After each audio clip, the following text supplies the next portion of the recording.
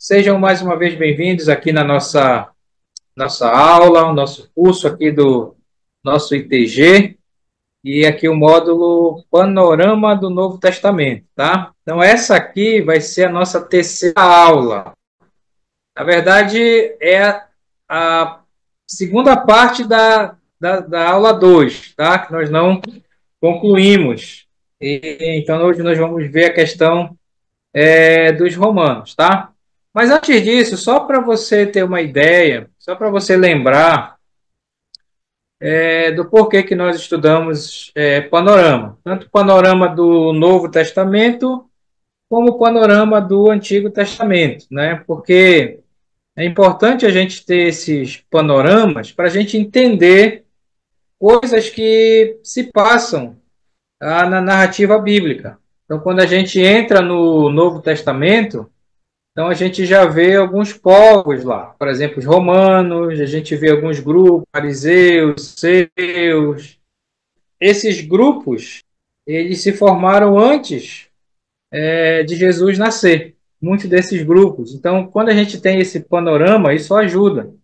Então, o que você tem que ter em mente são os impérios, e aí isso ajuda a você entender. Então, quando termina o Antigo Testamento, o império que estava dominando ali a Palestina, a região ali bíblica, era o Império Medo-Persa.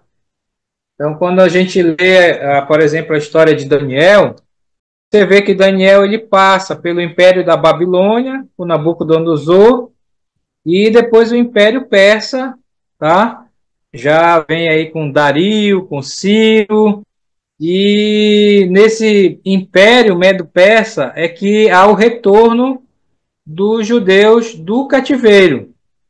E aí encerra-se, então, a história bíblica, né? Claro que tem os profetas, que eles vão profetizar, profetas antes do cativeiro, durante o cativeiro e depois do cativeiro. Então, o último livro que a gente tem na Bíblia é o livro de Malaquias, profeta Malaquias. Então, Malaquias, ele profetizou nessa época que eles estão voltando do cativeiro, tá? E aí encerra, então, o relato bíblico ali com o Império Medo-Persa. E aí a gente só vai ter a continuação da história bíblica já no Novo Testamento, com o surgimento de João Batista e tudo mais, tá?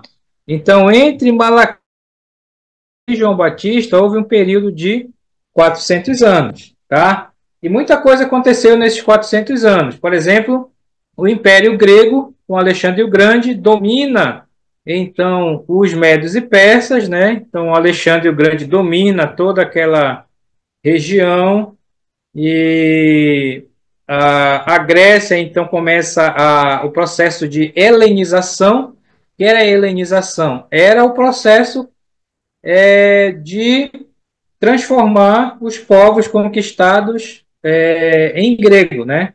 Então, a, a própria Palestina ela vai sofrer essa helenização, tá?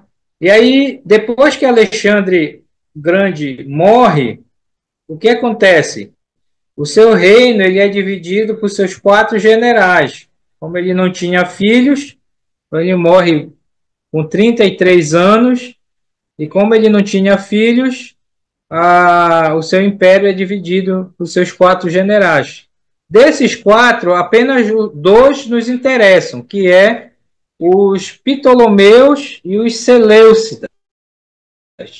Por que isso? Porque esses 2, Ptolomeus e os Seleucidas, foram aqueles 2 que ficaram dominando a Palestina nesse meio tempo, né?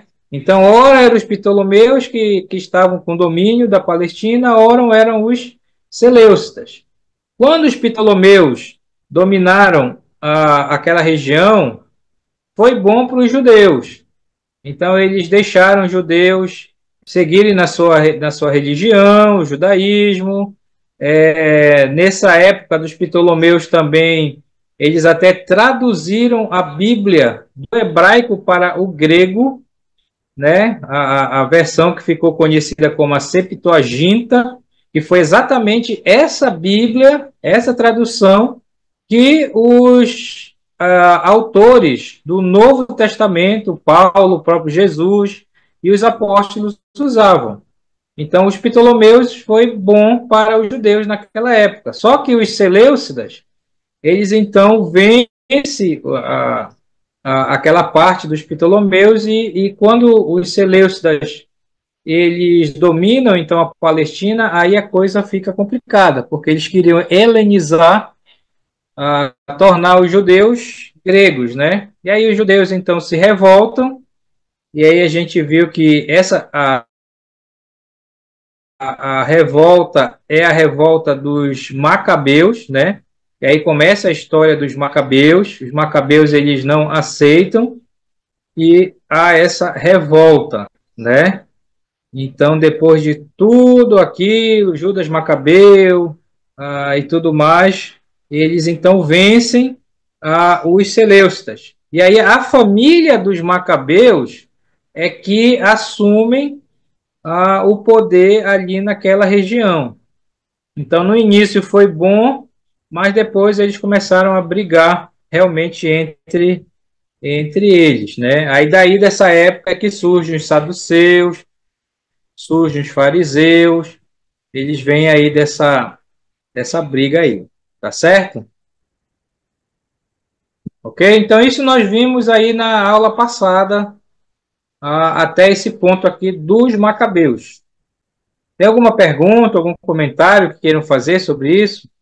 Vocês já assistiram o filme A Revolta dos Macabeus? Essa é a primeira tarefa que eu dei para vocês, tá? Então, já me enviaram, alguns já enviaram, tá?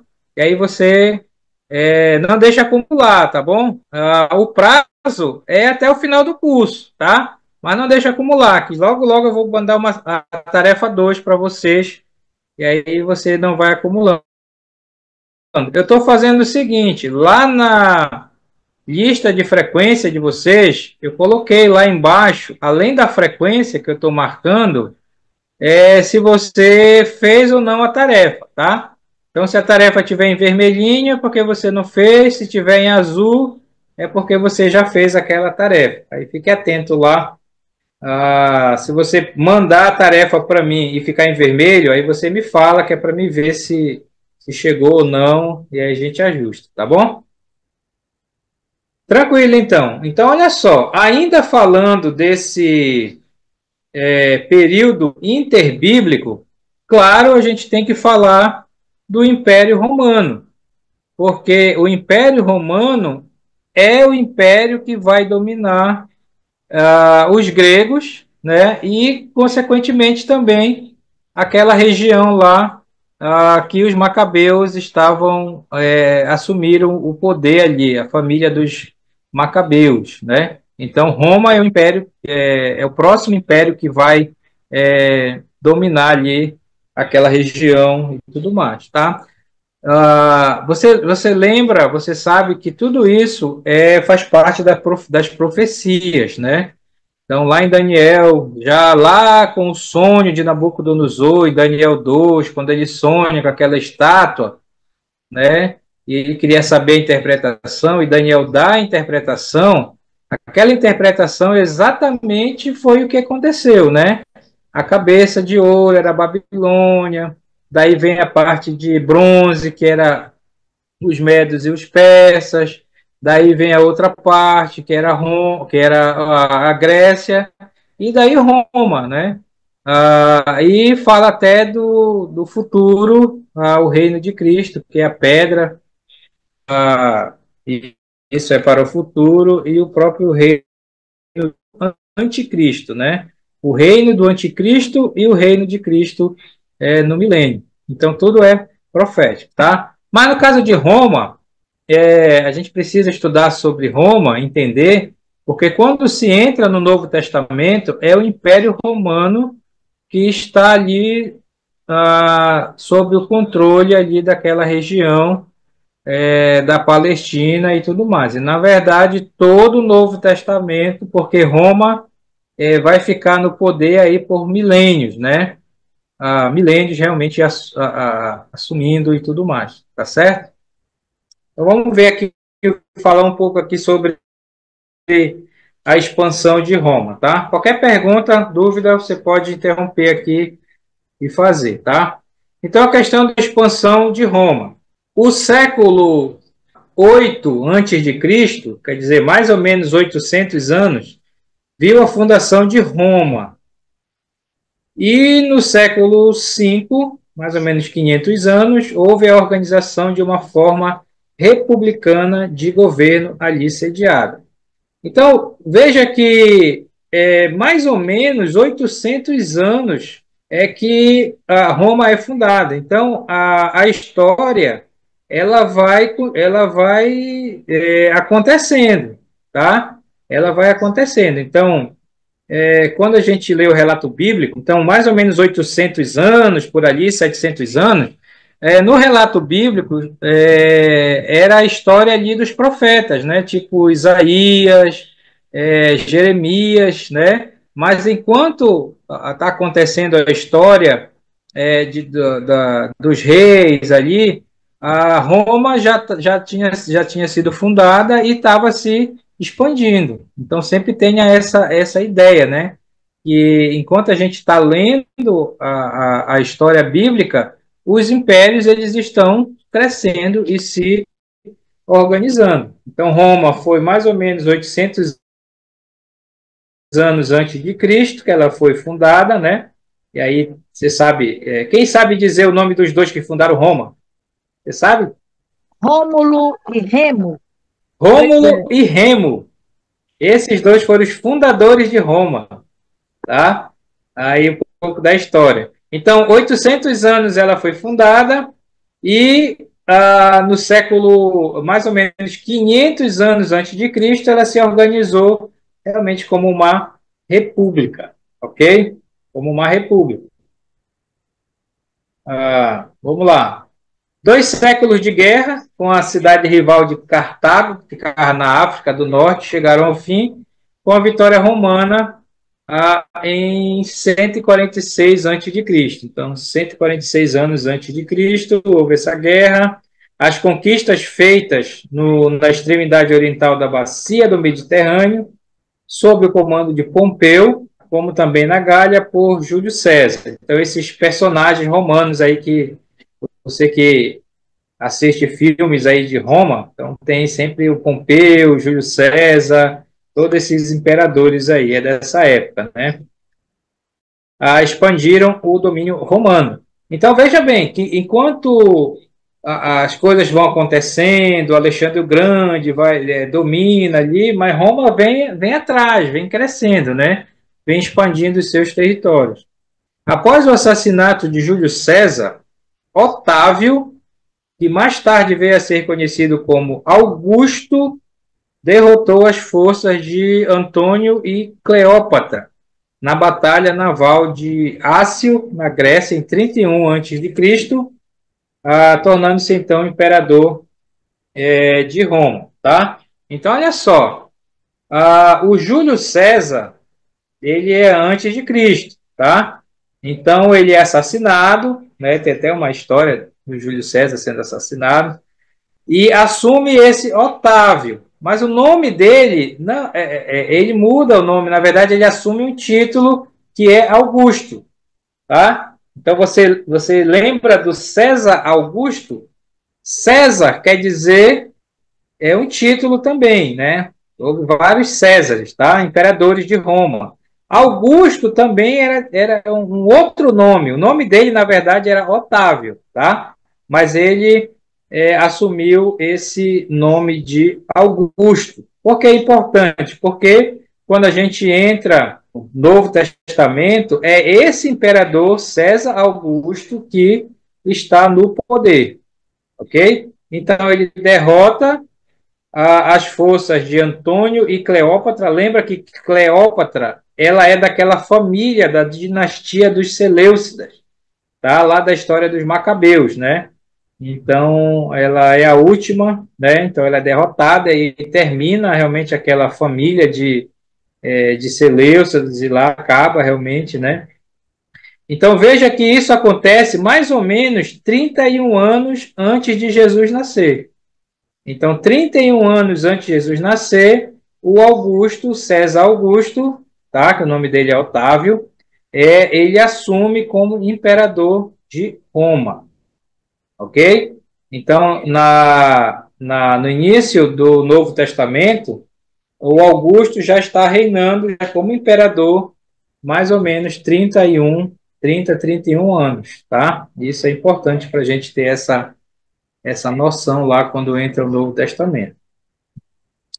Dessa maneira, pois, Roma passou de um período de expansão territorial para outro, de paz, que se tornou conhecido como a Pax Romana, tá? Essa Pax Romana, né, Pax quer dizer paz, ela ajudou muito na questão quando começa o Novo Testamento, tá? E isso veio com o imperador César Augusto, tá? Por quê? Porque a Pax Romana, ou a paz romana, ela ajuda na expansão, claro, humanamente falando, né? Tudo está nos planos de Deus, mas ajuda na questão da expansão do próprio cristianismo, porque naquela época que Jesus nasce, tá? Ele nasce exatamente durante essa Pax Romana. Por quê? Porque Roma não deixava a questão de guerras. Foi um tempo que não havia guerras, porque Roma, assim, não tinha nenhum povo estrangeiro fazendo guerra com Roma. Isso, de certa forma, ajuda, né? Tem as confusões lá que a gente vê no Novo Testamento, mas aquelas confusões eram mais questões internas, né? Dos judeus e tudo mais. Então, Roma mas a Palestina ela não foi invadida por outros povos, como a questão do Antíoco Epifânio, na época dos Macabeus e tudo mais. Né? Então, de certa forma, isso ajudou e contribuiu na expansão do próprio Evangelho. Né? A Roma ela deixava dois exércitos na entrada ali da Palestina, né? Então, qualquer coisa, eles não podiam, eles tinham que ter muito cuidado para fazer alguma revolta, né? Eles ficavam de olho, estavam todo o tempo sendo vigiados por Roma. Mas, de qualquer forma, essa Pax Romana ajudou na expansão do cristianismo, tá? A província da Judéia interrompeu essa tranquilidade mediante grandes revoltas que os romanos esmagaram nos anos 70 e 135 depois de Cristo. Então, olha só, a Pax Romana ela não deixava as terras entrar em guerra, né? Mas os judeus eles sempre estavam fazendo essas revoltas, né? E aí teve essa revolta ali, já depois da ressurreição de Jesus. Você sabe que o ano 70 é um ano muito importante para nós, tá? Porque o ano 70 foi o ano que o templo foi destruído. E por que o templo foi destruído? Porque houve uma revolta dos judeus contra Roma. E Roma esmagou aquela revolta, né? Muitos judeus foram mortos, o templo foi destruído e nunca mais foi reconstruído. Tá? Depois a gente vai ver um pouco sobre essa questão do templo. Mas teve uma outra revolta no ano 135, que essa aqui a gente não costuma falar muito. Tá? A mais importante é do ano 70, realmente, porque foi quando o templo foi destruído e cumpriu a profecia que Jesus falou em Mateus 24, né? Não ficará aqui pedra sobre pedra. Tá? Mas houve uma outra revolta em 135, que os judeus realmente foram massacrados e expulsos da terra e nunca mais voltaram para a sua terra desde desse ano 135. Só no século XX, em 48, é que eles retornam e formam, então, o Estado de Israel que a gente tem hoje, tá? Contudo, a unidade prevalente e a estabilidade política do mundo civilizado sob a hegemonia de Roma facilitaram a propagação do cristianismo quando do seu aparecimento, tá? Então essa estabilidade, essa pax romana, ela foi boa para a propagação do cristianismo e até da questão própria de Jesus nascer, né? A gente sabe que Gálatas fala que Jesus ele veio na plenitude dos tempos, ou seja, Jesus nasceu no tempo certo, né? Jesus não poderia ter nascido nem antes ali e nem depois, né? Você pode perguntar, por que Deus não fez Jesus nascer na nossa época hoje, né? Não, a Bíblia diz que ele nasceu exatamente no tempo que ele deveria nascer, né? Era para ser no Império Romano, porque tinha essa certa estabilidade, e isso foi bom para o crescimento do cristianismo, ok? Então, esse é um pouco sobre a questão de como Roma se expandiu. Agora, falando um pouco sobre a administração de Romana, né? Como é que eles administravam esses povos e até a questão de Israel, lá da Palestina. Como é que funcionava as coisas lá? O Augusto, né, o César Augusto, que é o Otávio, estabeleceu um sistema provincial de governo, cujo desígnio, quer dizer, a intenção dele, era impedir que os procônsules administrassem territórios estrangeiros visando seu engrandecimento pessoal. Havia dois tipos de províncias, as senatoriais e as imperiais. Tá? Então, o Augusto fez isso, César Augusto, ele dividiu os locais, né, essas províncias, inclusive a questão própria Palestina, senatoriais e imperiais. Os Jefe, procônsules, nomeados pelo Senado romano. Oi, tem uma Brunão. pergunta aqui no chat. Tem uma pergunta. Tá, passa lá, diga lá. Tá, disse, Ricardo, a expulsão dos judeus no ano 135 foi profetizado? A expulsão. Não. O ano 70, por que a gente fala mais no ano 70? Porque foi profetizado, né? Jesus mesmo falou em Mateus 24, e aconteceu lá a destruição do templo, né? Mas no 135 também teve uma outra revolta, né?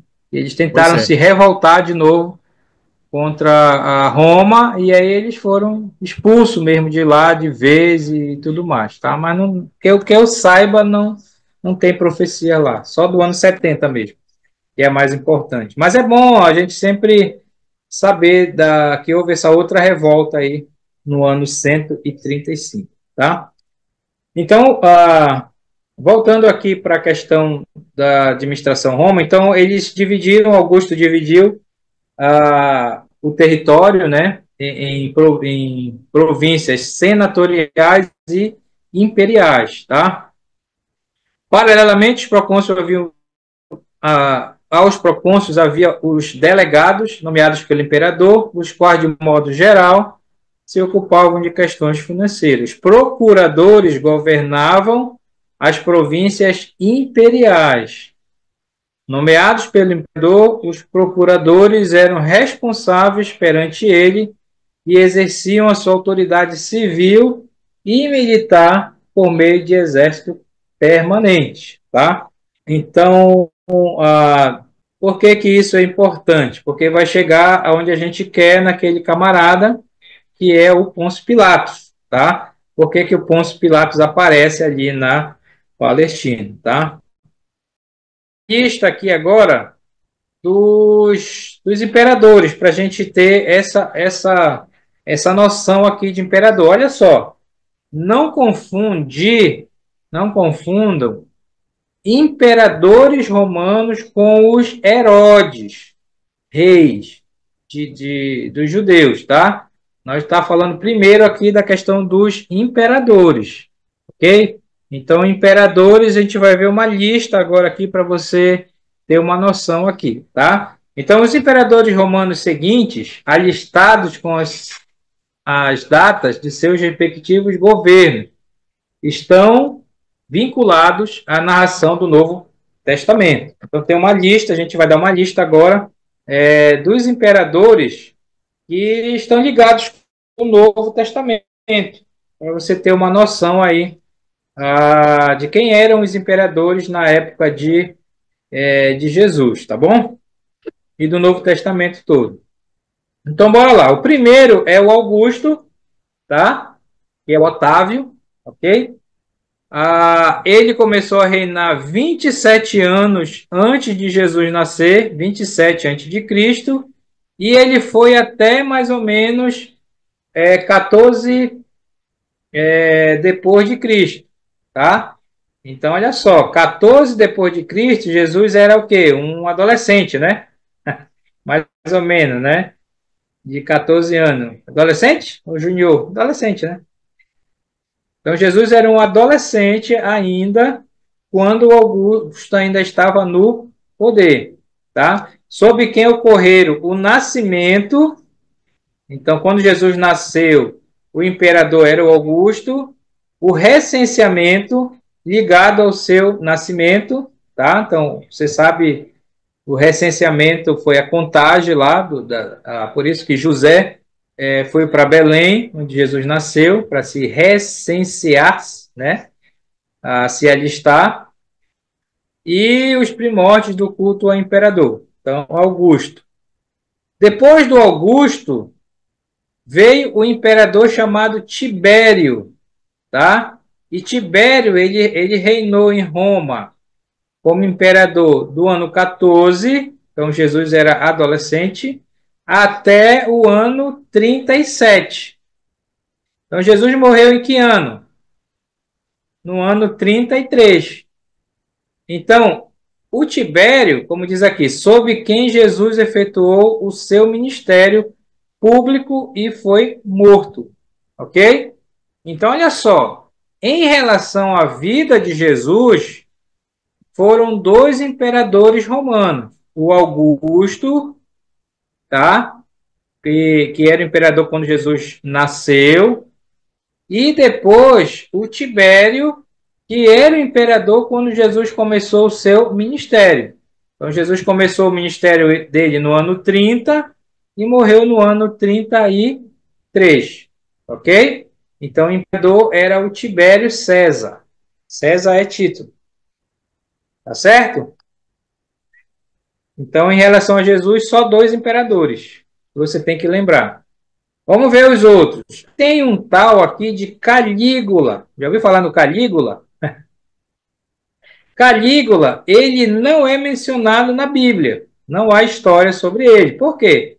Porque do ano 37 ao ano 41. 41 estava iniciando as viagens missionárias já.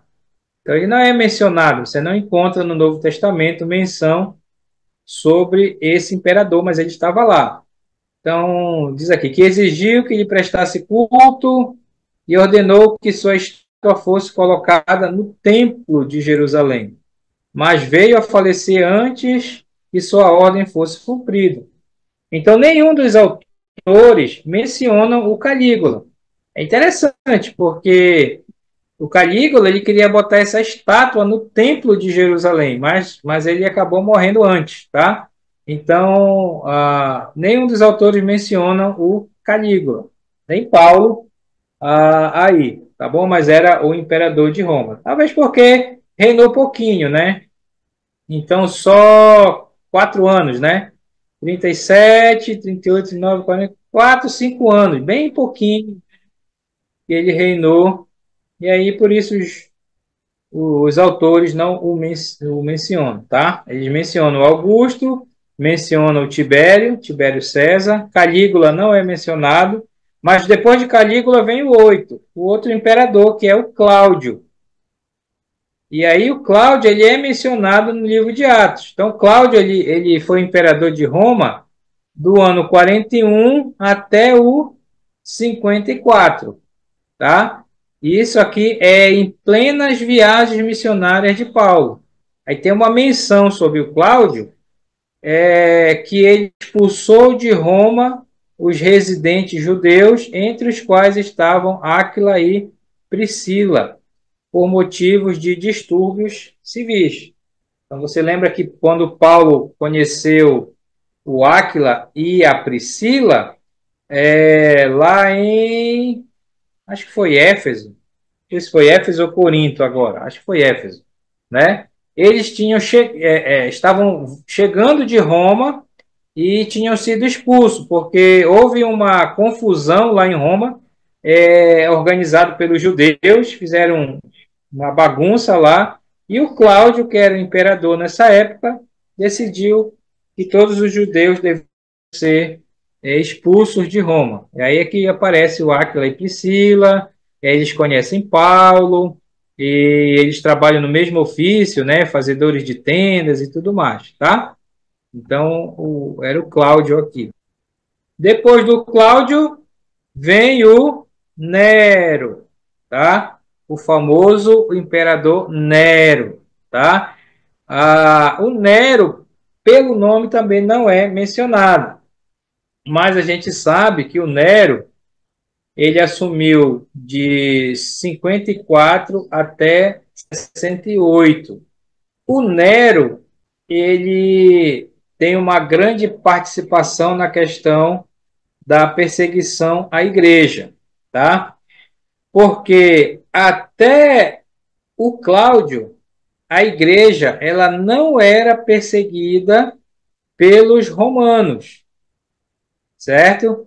Então, quando você vê aquelas perseguições lá no livro de Atos, não eram os romanos que estavam ali. Aqui e lá eles tinham que se meter na briga lá, mas a briga era muito interna, eram mais entre ali os apóstolos, os fariseus, o sinédrio e tudo mais, né? E Roma ficava só ali administrando para não virar bagunça. Mas com o Nero a coisa mudou.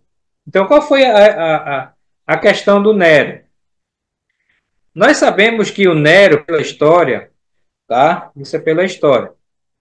No ano 64, quer dizer, 10 anos depois que ele já era imperador, ele tocou fogo em Roma, tá? Então nós sabemos disso, os livros de histórias falam isso e tudo mais, tá? Então o Nero tocou fogo em Roma e acusou os judeus. E a partir dali os judeus foram perseguidos. Então aquela coisa que você vê nos filmes, os cristãos sendo jogados por leões ali no Coliseu e essa época aqui, tá? Foi com o Nero que aconteceu isso, porque ele tocou fogo em Roma e acusou os cristãos. E aí os cristãos passaram a ser perseguidos, e a perseguição culminou realmente no ano 70, quando o templo foi destruído, tá? Então Nero aqui que perseguiu os cristãos. Essa perseguição foi uma perseguição imperial, realmente, né? Embora provavelmente somente nas cercanias de Roma, e sob quem Pedro e Paulo foram martirizados, ok? Então, tanto Pedro como Paulo, eles foram mortos no império, tá? Do Nero, tá? Então, Pedro, mais ou menos no ano 67, por ali, ele foi crucificado de cabeça para baixo, lá em Roma, tá? Por causa dessa perseguição que surgiu. E o apóstolo Paulo também, ele foi decapitado em Roma, né? Ali também próximo. Então, Pedro e Paulo, eles foram mortos basicamente ali juntinhos, 67, 68 no máximo, por ali, por aquela data, tá? Na realidade, a maioria dos apóstolos... Oi, O Edmar queria fazer uma tô pergunta. ouvindo?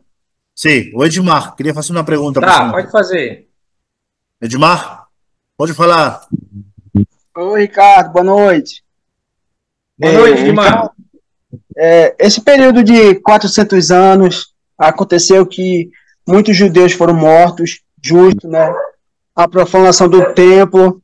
Mas quando Jesus fala em Mateus 23 que todo sangue justo iria ser cobrado, desde Abel, justo Abel, até Zacarias, por que Jesus não inclui esse período de 400 anos, já que as pessoas morreram praticamente do mesmo jeito? Pois é, a gente usa esse texto que tu citou até para a questão do cânon bíblico, né? Jesus não citou esse período porque não estava nos planos dele, né? A gente usa esse versículo para a questão do cânon bíblico. Jesus basicamente fechou o cânon do Antigo Testamento. E os livros apócrifos que entrou nesse período que Jesus não mencionou, por isso também eles não entraram no cânon bíblico. Mas assim, a resposta que eu tenho é que está tudo nos planos dele, né? Ele queria realmente deixar esse tempo aí de silêncio, silêncio no sentido profético, né? Não foi nada escrito, nenhum livro da Bíblia foi escrito nesse período, e Deus realmente não falou e não levantou nenhum profeta nesses 400 anos aí, tá? Só João Batista que começa a falar já no Novo Testamento. Mas assim, não houve registro bíblico e nem profeta se levantando, mas você vê que Deus foi conduzindo a história, né? Conduzindo tudo ali com Alexandre, depois os Macabeus e Roma e tudo mais, até chegar na plenitude dos tempos, né? Então, essa é a resposta que eu penso aqui no momento, né? Não estava realmente nos planos de Deus. Tinha que deixar mesmo aqueles 400 anos. Mas não confunda que a gente está entrando aqui no Novo Testamento, tá? A gente está aqui para frente já a questão dos Imperador Nero, você tem que saber que foi ele que começou essa perseguição dos cristãos, tá? E provavelmente todos os apóstolos nessa época foram mortos. Só João que passou dessa época. Então é bem provável que até o ano 70, tá? Com a destruição dos templos, todos os 12, os 11 apóstolos foram martirizados, inclusive o Paulo também, tá? E só João realmente passou para outra época lá, tá? Bem, depois do Nero veio o Vespasiano, falando de imperador. Então ele reina depois do Nero de 69 a 79, que diz o qual, quando ainda general romano, começou a esmagar uma revolta dos judeus, tornou-se imperador e deixou o restante da tarefa ao encargo de seu filho Tito, numa campanha que atingiu seu clímax com a destruição de Jerusalém e seu templo no ano 70, tá? Então, o que você precisa saber aqui de panorama? Que no ano 70, quando o templo de Israel foi destruído, quem era o imperador era o Vespasiano, não era o Nero, tá? O Nero iniciou a perseguição com a história do fogo de Roma, mas a destruição do templo, o imperador era o Vespasiano. Deixa eu ir mais rápido aqui. Aí vem o outro imperador chamado Domiciano, tá? Que reinou de 81 a 96 depois de Cristo ali em Roma, tá? O que ele é importante, Domiciano? Cuja perseguição contra a igreja provavelmente serviu de pano de fundo para a escrita do Apocalipse, como encorajamento para os cristãos oprimidos, tá? Então, quando João é preso na ilha de Patmos, e provavelmente só estava ele de apóstolo, ele é preso pelo Domiciano, tá? Então, o Domiciano, ele era perverso, chamavam ele até de segundo Nero, tá? Então, ele matou realmente muitos cristãos ali da igreja primitiva. Então, foi com o Domiciano que o Apocalipse foi escrito ali, o último livro da Bíblia. Então, repare, é lá para o finalzinho do século, tá? Ali por 90, 95, quando o Apocalipse foi escrito, tá? Não esqueça que o João não morreu em Pátmos, tá? João realmente morreu em Éfeso. Então ele saiu de Pátmos, daquela prisão, depois que teve a revelação do Apocalipse, e foi para Éfeso, onde morreu o velhinho lá, como Jesus realmente havia profetizado também. Tá certo? Então, esses foram os imperadores romanos que a gente precisa ter. O Augusto, Tibério, Calígula. Calígula não é muito importante, mas aí vem o Cláudio, o Nero, que é muito importante, e começou a perseguição. O Vespasiano está relacionado com a destruição do templo no ano 70, e o Domiciano relacionado com o Apocalipse lá de João. Ok? Uma pergunta sobre os imperadores romanos. Deu para ter noção aí? Uma pergunta?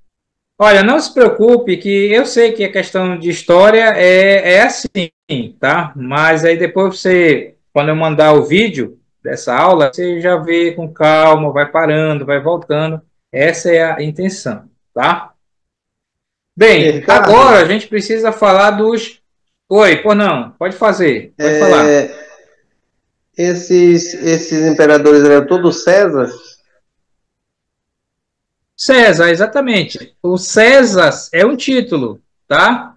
Então, César Exato. Augusto, Tibério César, todos eram César, então, é título, tá certo?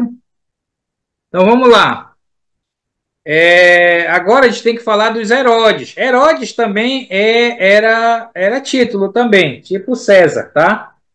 E aí a gente precisa fazer essa distinção entre os imperadores e os Herodes, tá? Então, primeiro, com certeza, é o chamado Herodes Grande. O Grande não é o nome dele. Na verdade, eu nunca achei, eu nem sei se tem isso na história, o nome dele. Ele só ficou conhecido como Herodes o Grande. Eu nunca achei o nome dele em nenhum livro e tudo mais, tá? Então vamos lá, falar do Herodes o Grande. Os romanos permitiam a existência de governantes nativos vassalos de Roma na Palestina. Então veja bem o seguinte aqui, tá? Roma era um império, tá? Que dominava tudo.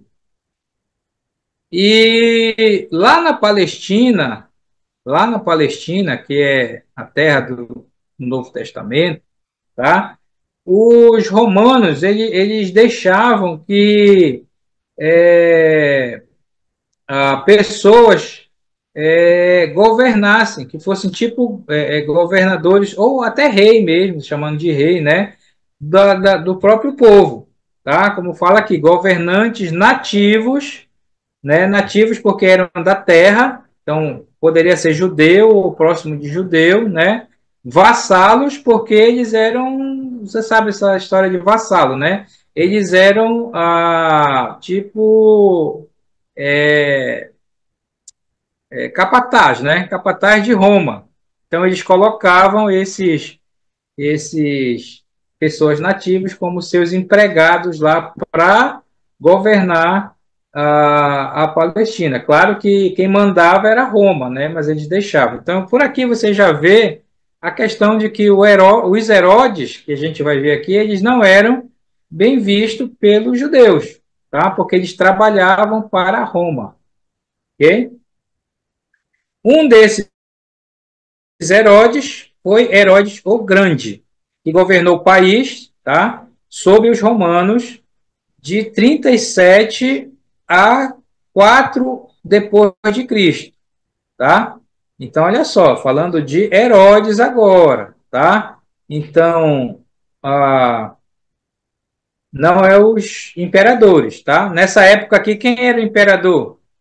Era o César Augusto, tá?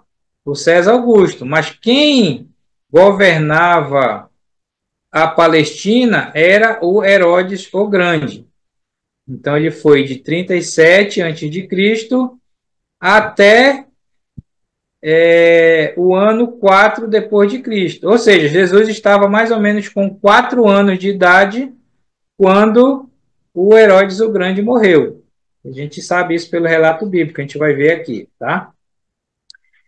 Seu pai, Antípater, tendo subido ao poder, contando com o favor dos romanos, lançara-o numa carreira militar e política, quer dizer, o pai de Herodes o Grande, né? O Senado romano aprovou o ofício real dos Herodes, mas ele foi forçado a obter o controle da Palestina mediante poder das armas. Tendo por antepassado os edomeus. Quem eram os edomeus? Eles eram descendentes de Edom ou Esaú.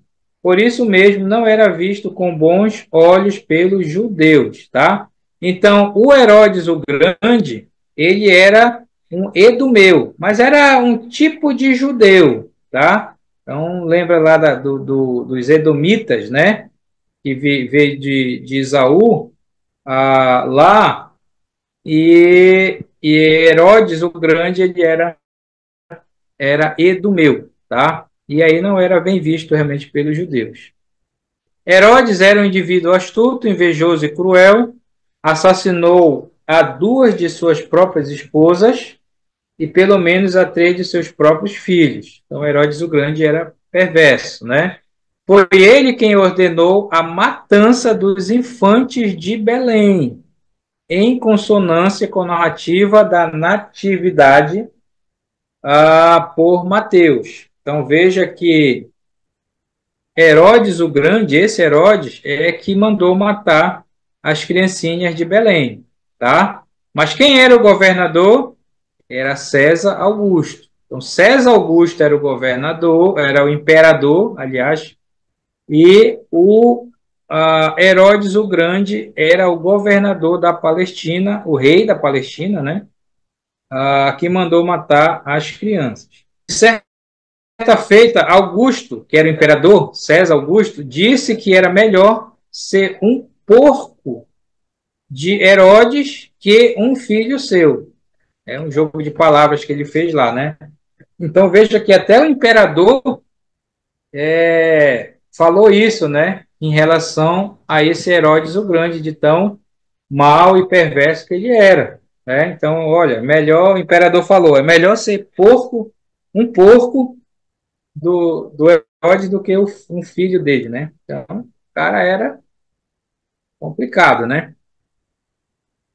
Mas Herodes era igualmente um governante eficiente e um consumado político, tendo conseguido sobreviver às lutas pelo poder nas camadas mais altas do governo romano. Por exemplo, ele trocou de lealdade a Marco Antônio e Cleópatra, isso é antes de Cristo, aqui, em prol de Augusto, e conseguiu convencer este último da sua sinceridade.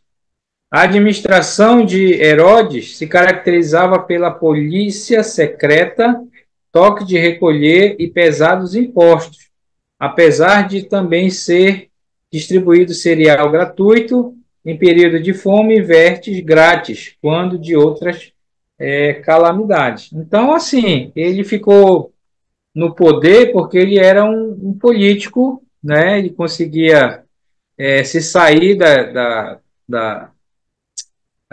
dos golpes, né? Que tentavam tirar ele do poder, né? Ele também distribuía alimento e vertes período de calamidade, então é aquela coisa, né? Ruim com ele, pior sem ele. Lá, mas ele estava nesse tempo lá. Entre seus muitos projetos de edificação, sua maior contribuição para os judeus foi o embelezamento do Templo de Jerusalém. Aqui que é o ponto importante para você ter a noção. O Herodes, esse Herodes o Grande, ele fez uma coisa boa para os judeus, que foi o embelezamento do templo. Agora, que templo é esse? tá? Aí você tem que entender, por isso você tem que pegar a noção dos panoramas aqui, tá? Então vamos lá. Quem foi que construiu o primeiro templo de Jerusalém, de Israel? Primeiro templo, quem foi? Salomão. Salomão, ok? O templo de Salomão, aquele templo bonito, todo de ouro, é uma das maravilhas do mundo antigo, tá ok? O templo de Salomão era coisa muito, muito linda lá daquela época. O que aconteceu com esse templo de Salomão? Ele foi destruído. Por quem? O templo de Salomão, lá no Antigo Testamento. Ah, vocês que já fizeram o panorama do Antigo Testamento aí. Quem destruiu o templo de Salomão? Os babilônios. Foi os babilônios, a Babilônia, né? Nabucodonosor, que foi lá, destruiu os templos, levou o pessoal lá para a Babilônia, e que foi Daniel no meio, toda a história lá, tá? E aí eles ficaram 70 anos lá no cativeiro. Quando eles retornam, então eles retornam, né? Aí já não é mais a Babilônia, já é o Império Medo-Persa. Aí o Sírio e o Dario, né? O Dário, né? Eles mandam o povo voltar.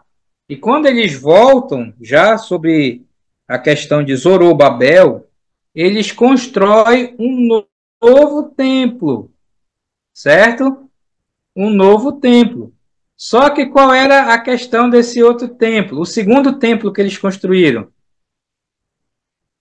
nem se comparava com o templo de Salomão. Já viu aquela história que quando eles lançaram os alicerces do templo, os jovens pulavam de alegria, mas os velhos choravam. E por que os velhos choravam? Esses velhos eram velhos de mais de 70 anos, né? Porque eles passaram 70 anos lá para a Babilônia. Eles choravam porque eles viram o primeiro templo, que foi o templo de Salomão. E esse templo de Zorobabel era pequeno, né? Não se comparava com o templo de Salomão. Mas o segundo templo, ele foi erguido, tá? Aí, esse segundo templo é o templo que a gente vê lá no período interbíblico. Então, toda aquela história dos Macabeus, do antigo Epifânio, que entrou lá e colocou a porca, né? Sacrificou uma porca no altar e houve a revolta e tudo mais, é o templo de Zorobabel, o segundo templo, tá? Quando você entra no Novo Testamento, tem um templo lá também. Tem um templo lá. Aí você precisa entender: é um outro templo ou é o mesmo templo? É o mesmo templo de Zorobabel, só que esse templo ele foi ah, ah, embelezado, como diz aqui, por Herodes o Grande. Então, o que que Herodes o Grande fez com o segundo templo, que é o templo de Zorobabel? Ele ampliou, ele embelezou, ele fez uma coisa espetacular com o templo.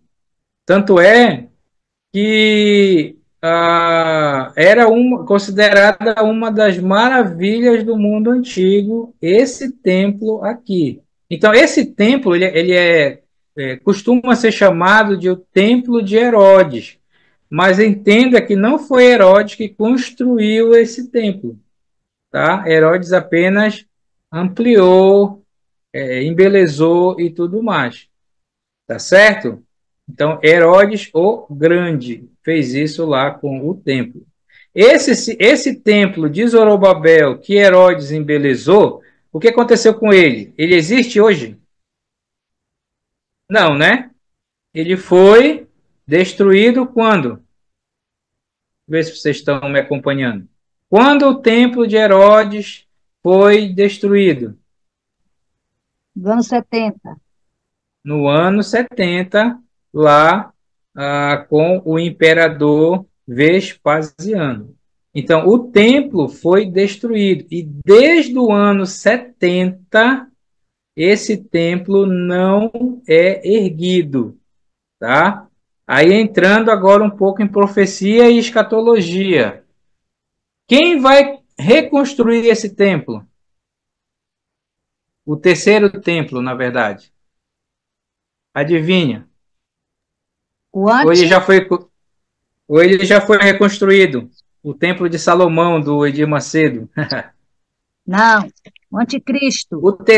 O terceiro templo, ele vai ser erguido pelo anticristo, lá na época da tribulação.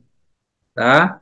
Então é o terceiro templo. Os judeus esperam isso, e é por isso que o anticristo vai enganá-los lá na época da tribulação, tá? Então os judeus é o seguinte, os judeus, a menina dos olhos dos judeus é o templo. Então quem constrói o templo fica bem com eles, tá? Herodes fez isso aqui porque ele, como diz aqui embaixo, né? Isso não expressava sua participação na fé judaica, quer dizer, Herodes não estava nem aí para a fé dos judeus, nem acreditava nela, como diz aqui, né? Mas foi uma tentativa de conciliar seus súditos, né? Como Herodes sabia que o templo era muito importante para os judeus, então ele investiu no templo, no segundo templo, para ganhar aí a questão com os judeus, tá certo? O Templo de Jerusalém,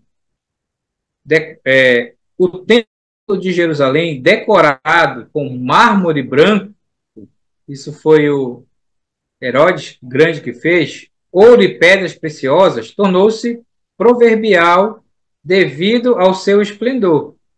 Então eles falavam: quem jamais viu o templo de Herodes nunca viu o que é belo.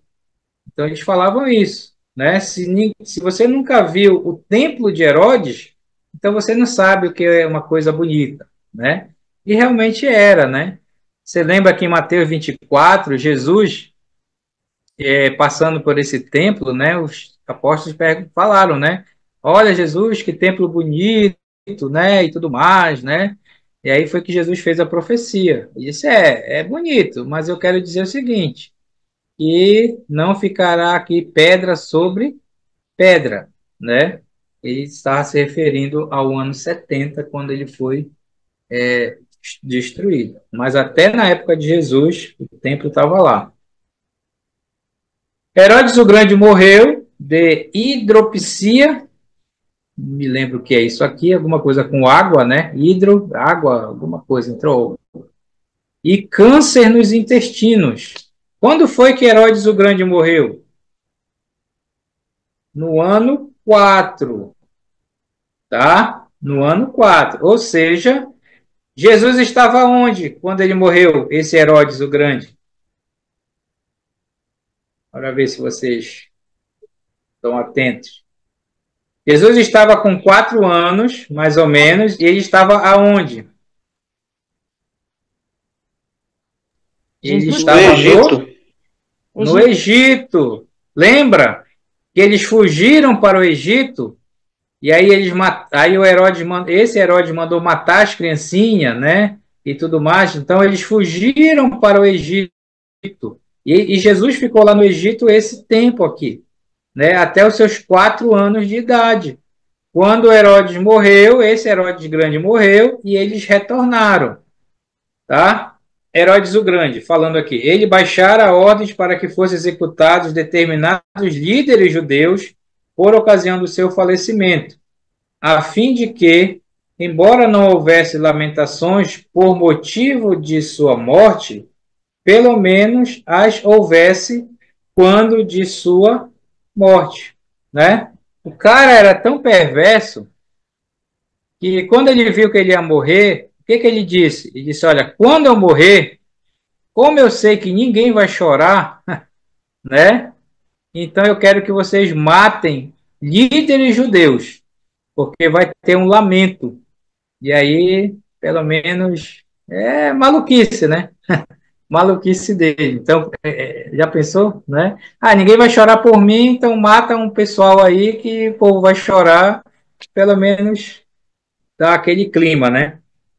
De luto. Só que tal ordem pereceu juntamente com ele, né? Enganaram o pobrezinho lá, disseram, não, pode morrer em paz, e quando tu morrer a gente mata o pessoal. Só que quando ele morreu, ninguém fez nada disso, tá?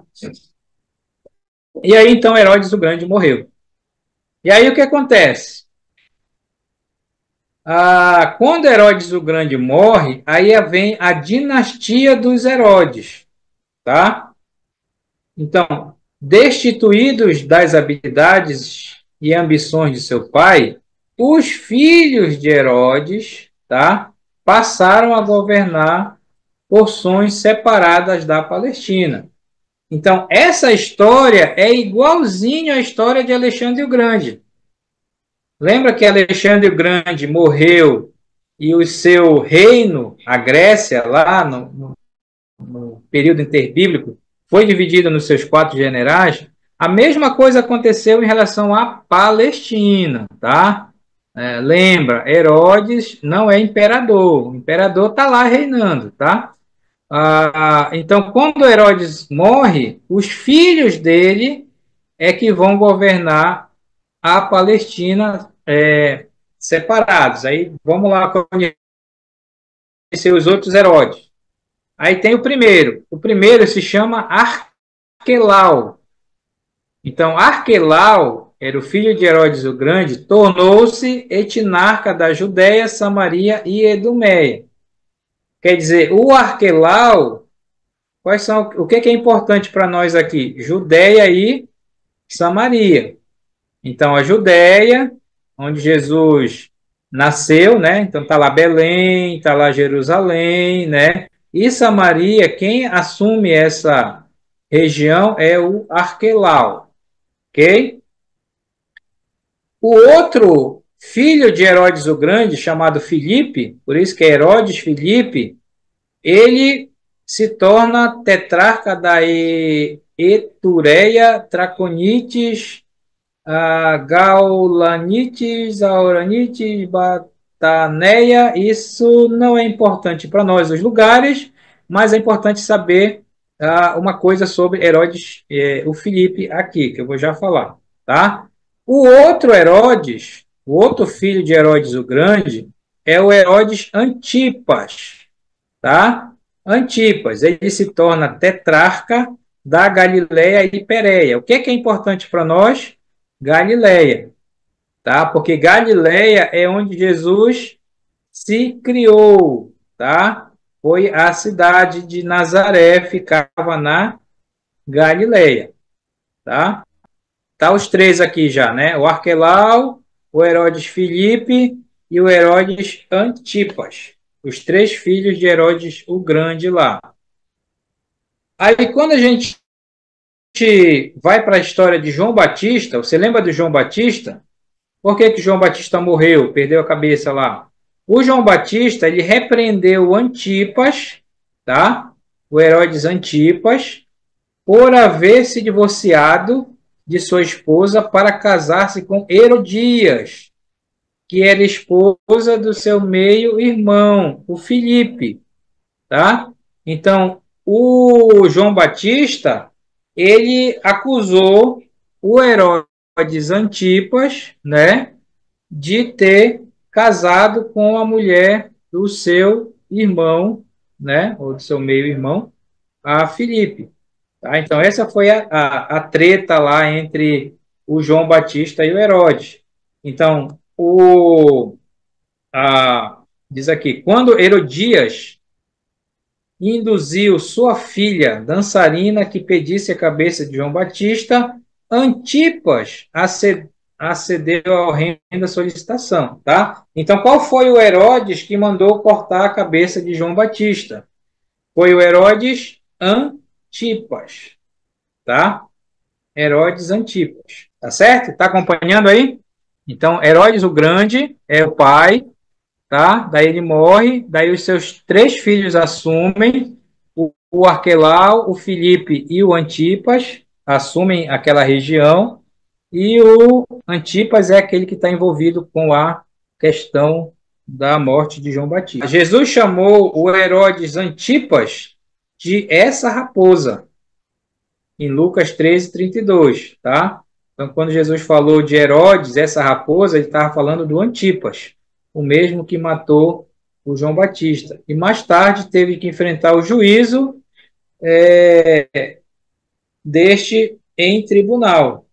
Então, quando Jesus ele é preso, você sabe que teve uma jogada lá, né? Eles levaram Jesus para o Antipas, tá? Aliás, eles levaram para quem a primeira final?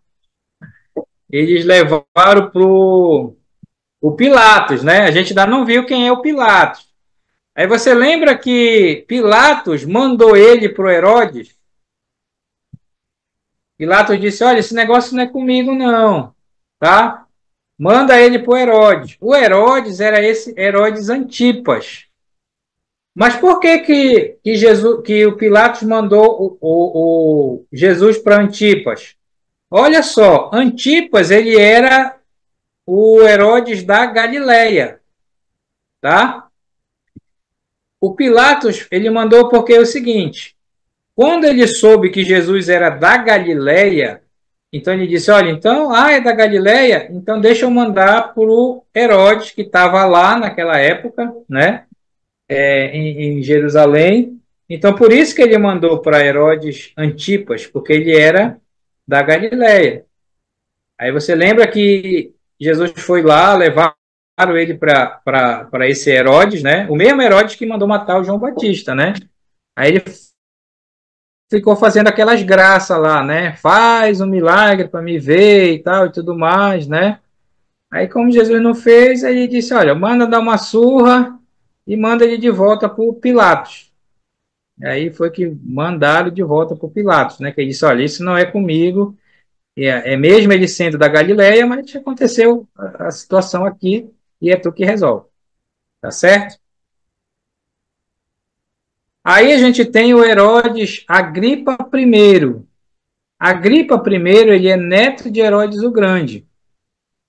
Por que é importante? Porque lá em Atos 12, a gente vê a primeira execução ou a primeira morte do primeiro apóstolo dos 12 a morrer, né? Então, qual foi o primeiro apóstolo a morrer? Foi o Tiago, tá? O Tiago, filho de Zebedeu, que era irmão de quem? De João. O João, né? Interessante, né? O primeiro apóstolo a morrer foi Tiago e o último a morrer foi o irmão dele, João. Então, quem mandou matar Tiago foi o neto de Herodes o Grande, o Agripa I. Tá? Porque a Bíblia lá só fala de Herodes. Aí a gente tem que saber quem é dos Herodes lá, porque houve vários Herodes. Então, ele mandou matar Tiago e ele mandou prender Pedro lá em Atos, tá? E aí vem o outro Herodes, que é o Herodes Agripa II, que já é o bisneto de Herodes o Grande.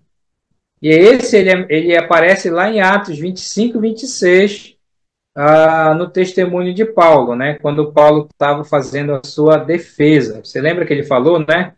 Acho que foi ele que disse aquela famosa frase, né? Por pouco você não me persuade a ser cristão, né? Então, já era esse Herodes Agripa II, já lá com Paulo já, tá certo? Bem, antes de falar dos governadores, deu para ter uma noção sobre essa questão dos Herodes? Tranquilo? Tá ouvindo aí, chefe Sanches? Sim, Tá, sim, chefe. Tudo certinho, Tudo tá? ok. Então, Tudo olha certinho. só, a gente já falou dos imperadores romanos, falou dos Herodes, e agora vai entrar essa questão dos governadores romanos, tá? Que aí é questão Ricardo, de saber do Pilatos. Oi, pois não. Esse Herodes Agripa II aí foi onde Paulo ficou preso por 2 anos, lá em Cesareia, é? Peraí, Herodes Agripa, Segundo? Foi quando o Paulo Agripa II, a foi prisão de preso Paulo em para ser Cesareia, mandado para né? Roma? Sim, peraí, deixa eu me lembrar aqui. Os 2 anos em Cesareia. Provavelmente fosse esse Herodes Agripa aqui, tá? Porque depois Paulo vai fazer a sua defesa, né? E ele vai estar lá com a Berenice, com os outros carinha lá, tá? Eu acho que é esse Agripa II aqui. Tá? Mas é sempre bom pesquisar, tá? Quando você ouvir Herodes, mas que Herodes é? Porque teve vários Herodes. Herodes o Grande, Herodes Antipas, Herodes Agripa e os outros lá, tá bom? Porque senão a gente pensa que é o mesmo Herodes, né? Aí a gente confunde. Vamos falar sobre os governadores romanos aqui para a gente ir encerrando aqui, tá? A questão dos governadores romanos. Bem, os desmandos de Arquelau na Judéia, em Samaria e na Idumeia provocaram a remoção do ofício e seu banimento por ordens de Augusto, o imperador, no ano 6 depois de Cristo. Então, veja que o Arquelau, que era o filho de Herodes o Grande, ele assumiu a Judéia, tá? E aí o que acontece? Esses mesmos desmandos tinham sido a causa pela qual José, Maria e Jesus, ao regressarem do Egito, tiveram de estabelecer-se em Nazaré da Galileia, ao invés de fazê-lo em Belém da Judéia. Então você lembra o seguinte, lembra a história, né? O, o Herodes o Grande mandou matar as criancinhas, Jesus fugiu, né, com José e a Maria para o Egito e ficaram lá. Aí o Herodes o Grande morreu e quem assumiu a Judéia foi esse Arquelau. Então, quando José voltou com Jesus, eles voltaram lá para a Judéia e eles viram que o Arquelau estava meio doido lá, né? E aí o que acontece? Ele foi lá para lá para Galileia, né? Eles não ficaram na Judéia e subiram lá para Galileia, que foi onde Jesus se criou lá na Galileia, certo? Então a questão é que o Arquelau ele estava fazendo muita besteira lá na Judéia. Aí é o que vai acontecer. Após a remoção de Arquelau, o território passou a ser dirigido por governadores romanos, exceto por breves períodos, né?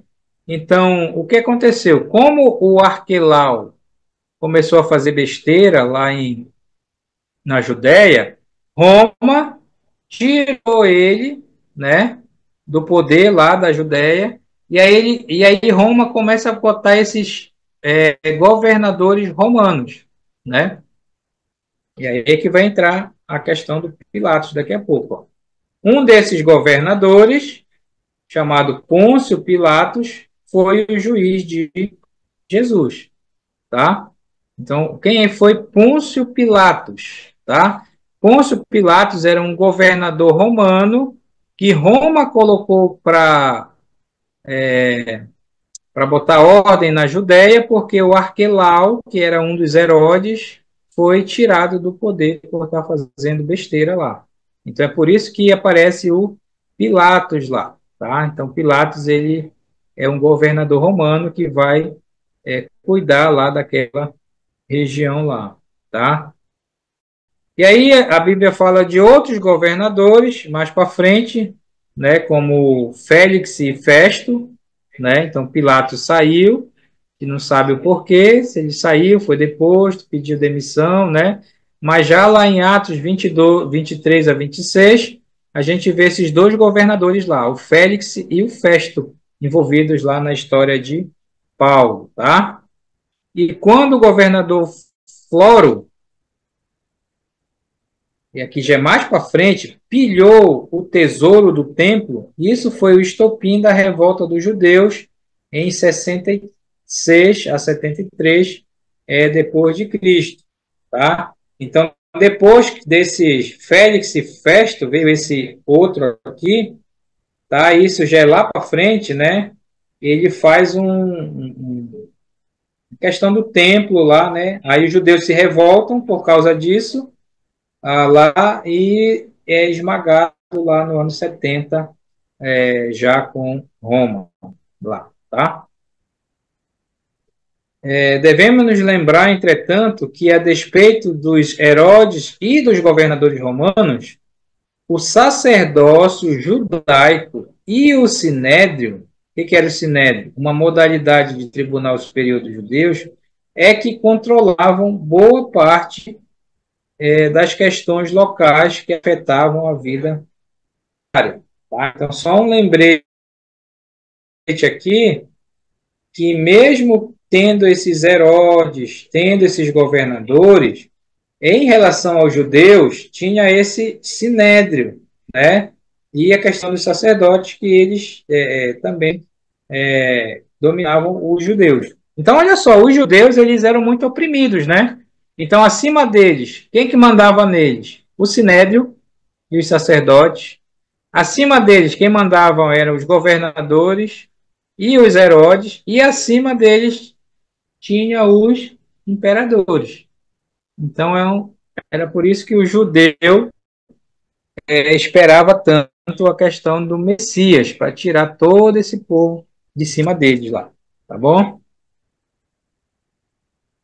Como medida substitutiva, os rabinos judeus estabeleceram uma escola na cidade costeira mediterrânea de Jâmia, onde se fizeram estudos mais intensivos da Torá e da lei do Antigo Testamento. A incerta situação continuou na Palestina até nos dias do imperador Adriano, já bem mais para frente, o qual mandou erigir um santuário dedicado a Júpiter, deus romano, no local exato em que estivera o templo, além de ter proibido o rito da circuncisão. Então, isso aqui já é lá para aquele ano 135, tá? Então, depois de toda a história, já esse imperador, ele faz a mesma coisa que daquela questão lá dos Macabeus, lembra? Ele manda, né? Veja que não era o templo, por isso que não fala. O templo já não existia mais, mas o local era sagrado para eles, o local exato do templo.